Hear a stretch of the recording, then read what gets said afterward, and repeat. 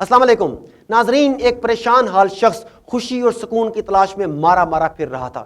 صحرا، بیاباں، جنگل سبھی چھان مارے مگر سکون نہ ملا۔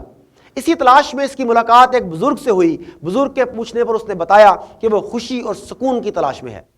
بزرگ یہ سن کر مسکرائے اور بولے، میں تمہیں ایک کہانی سناتا ہوں جو شاید تمہارا مقصد حل کر دے، مگر یاد رکھنے کی بات یہ ہے کہ یہ صرف ایک کہانی ہے۔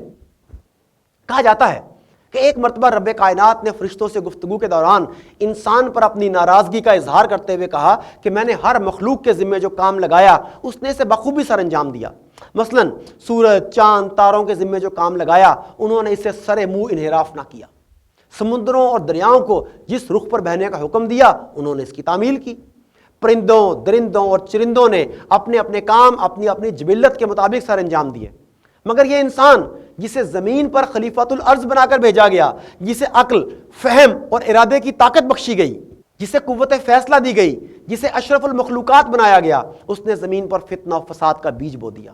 دنیا میں ہر طرف دنگا، فساد اور نفسا نفسی کا عالم ہے۔ اس انسان نے میرے احکامات سے روگردانی کی، اس لیے میں اسے سزا دوں گا اور سزا کے طور پر اس سے اس کی خوشی اور سکون چھین لوں گا۔ یہ کہہ کر رب کائنات نے مقربین سے مشورہ مانگا کہ یہ خوشی اور سکون چھین کر کہاں چھپایا جائے، تمہاری کیا رائے ہے؟ کوئی ایسی جگہ بتاؤ کہ یہ انسان کی دسترس سے دور ہو جائے۔ ایک مشورہ آیا کہ اسے سب سے اونچے پہاڑ کی چوٹی پر رکھ دیا جائے۔ جواب ملا کہ تو نہیں جانتا، میں نے اس انسان میں جستجو کا جو مادہ رکھا ہے اس کی وجہ سے یہ ایک دن سب سے اونچی چوٹی کو بھی تسخیر کر لے گا۔ اور ناظرین، آج ماؤنٹ ایورسٹ تسخیر ہو چکی ہے۔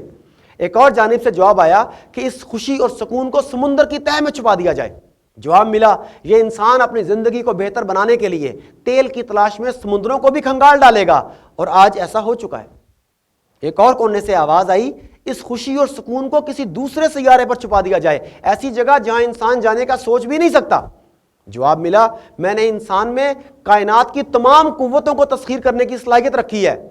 وَسَخَّرَ لَكُم مَّا فِي السَّمَاوَاتِ وَمَا فِي الْأَرْضِ۔ ایک دن یہ کہکشاں کے دوسرے سیاروں کو بھی تسخیر کر لے گا، اور سنا ہے کہ کچھ چیزیں تسخیر ہو بھی چکی ہیں۔ مقربین نے عاجز آ کر کہا، یا باری تعالیٰ، یہ انسان ایسی ہستی ہے جس میں آپ نے جستجو، جد و جہد اور عمل کی وہ طاقت رکھ دی ہے کہ کائنات کا ہر گوشہ، ہر کونا اس کی دسترس میں دکھائی دیتا ہے، لہٰذا ہم تو یہ بتانے سے قاصر ہیں کہ کون سی جگہ اس سے محفوظ ہے۔ آپ نے اسے تخلیق کیا ہے اور آپ ہی اس کی فطرت کو بہتر جانتے ہیں، لہٰذا یہ فیصلہ بھی آپ ہی کریں کہ یہ خوشی، سکون چھین کر کہاں چھپایا جائے۔ رب کائنات نے جواب دیا، میں انسان سے اس کی خوشی اور سکون چھین کر اسی کے اندر چھپا کر رکھ دوں گا۔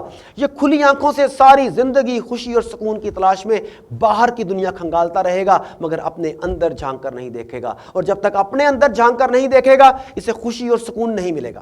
ناظرین، اسی لیے کہتے ہیں کہ جس نے خود کو پا لیا اپنے خدا کو پا لیا۔